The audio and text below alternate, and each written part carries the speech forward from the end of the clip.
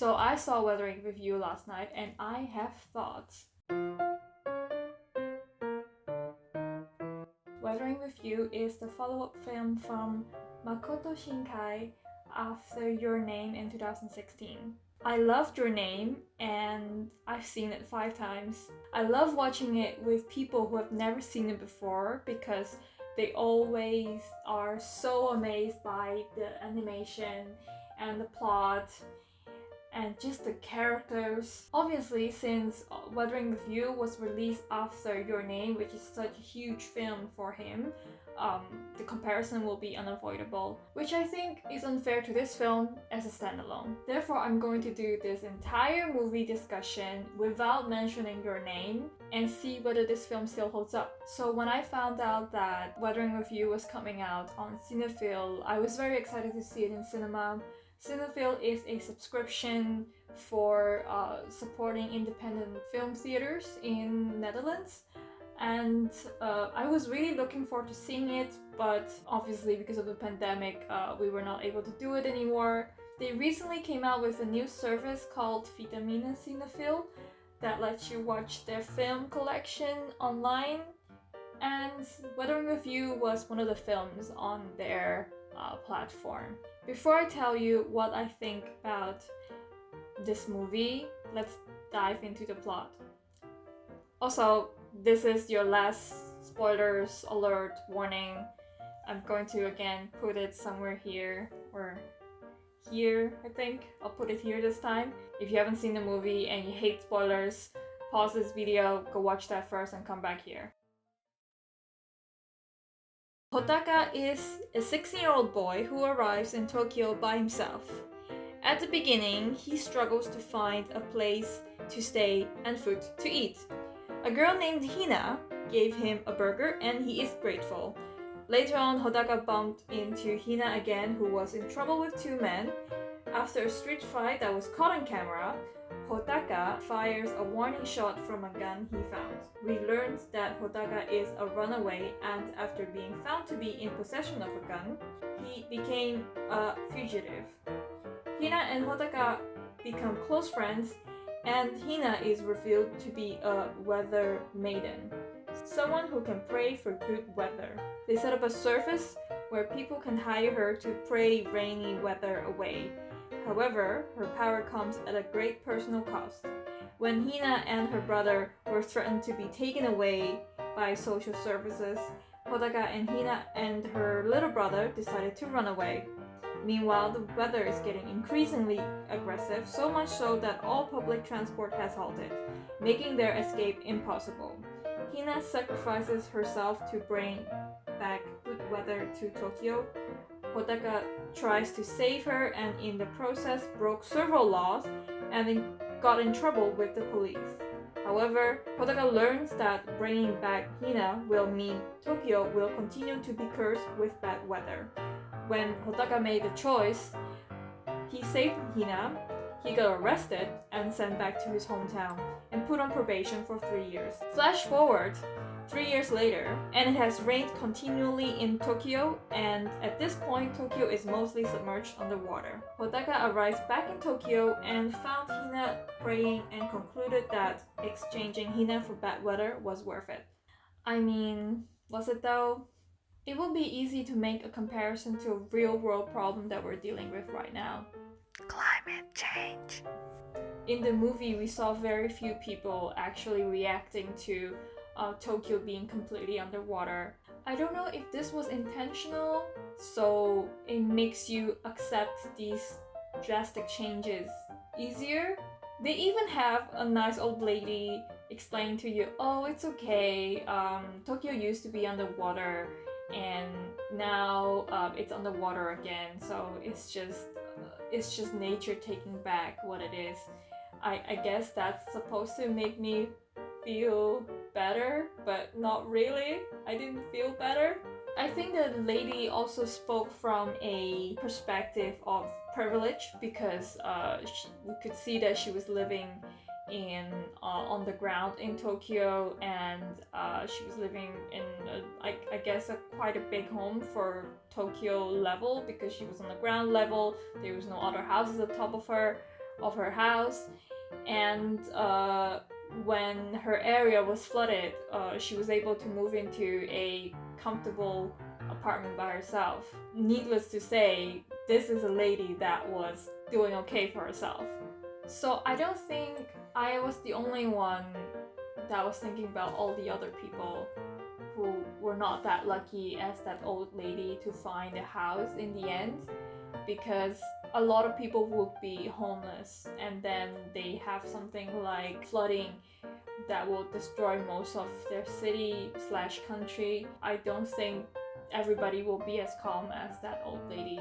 So I think a lot of people at this point of the film will say Your Name is definitely a better film because it had a better ending and it was more optimistic, whereas this one, it's more about accepting the current situation.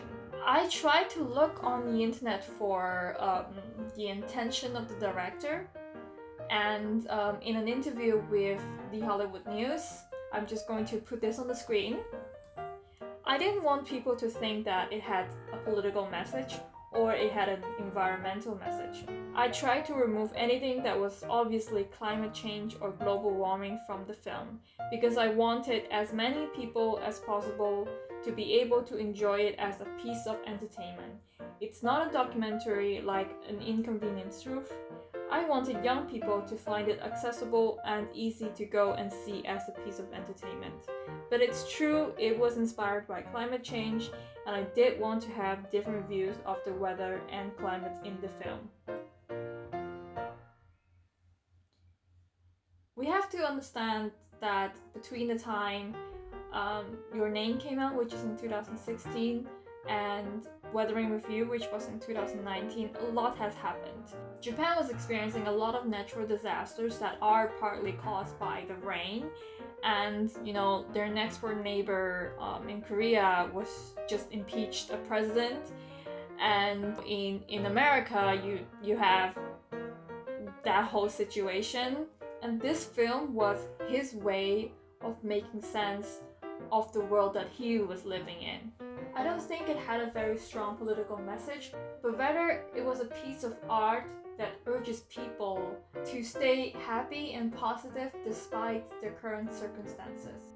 Just to go away from the political message for a little bit, I was really mesmerized with the way the world building was in this film.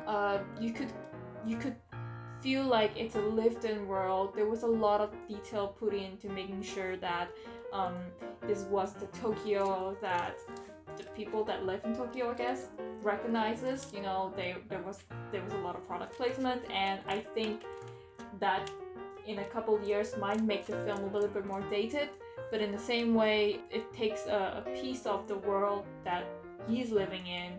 It comes out alive like that. When I think about how realistic the film was, the term hyperrealism comes to mind.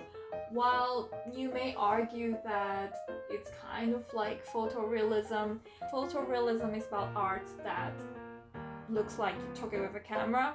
I think hyperrealism is more about creating a realistic world that otherwise will be impossible to capture in camera or with your eyes. A hyper-realistic Tokyo is idealistic and makes you yearn for it, but it also eases your mind a little bit to see it completely flooded. We don't see any of the ugliness or the human cost that is probably happening in the background. At best, displaced people become climate refugees and move to different areas in Japan. At worst, a lack of resources due to flooding will compound all the other existing problems that Japan could already be facing. I think none of the zombie films or apocalypse film could ever predicted that when this pandemic hit us, everybody will be buying up toilet paper. And to add flooding on top of that, you can imagine how bad that is. Again, this is just my opinion. Do I think the film is irresponsible? A little. Do I think the film shouldn't have been made? I do think the film should have been made. The fact this film exists is important. This was Shinkai's expression and response to the adversity that he was feeling. And his job is to create art and to entertain us. Thematically, I think the film was pretty coherent, but I thought the characters were a bit shallow. I think the main character, he learned very little from his journey. I don't even know whether he understands what he just did. Another thing that I really loved about this film was it had beautiful Japanese mythology woven in between the story. That's why I think Tokyo is such an important part of this story, and it probably could not have been told in a different city because of the unique situation that it is in. And I really like the fact that they didn't spend too much time explaining everything and dumping it down for the international audience. I think the film was beautifully made, and I can see the impact it will have on animation in the future. Shinkai has once again set a new standard for what animation film could be, and not just anime. I think in general filmmaking, what filmmaking should be. And he's a class on its own, and I can't wait and see what other future films he will release. He's a class on its own, and absolutely he will inspire future generations just like Hayao Miyazaki did. The soundtrack is what makes you really remind you of the previous film. It still has a different tone, and I think it was well done, and it fits this movie really well. I absolutely enjoyed it. I loved it so much. So I'm very thankful that Cinephile had this movie in their collection. So this was my side of the discussion. What did you think about the film? Did you agree with everything that I said about my interpretation of the film? Comment below and let me know. In the meanwhile, stay safe, kids. Also, by the way, thank you for all the feedback to my previous video and gave me just the nicest encouragement. Y'all are the best.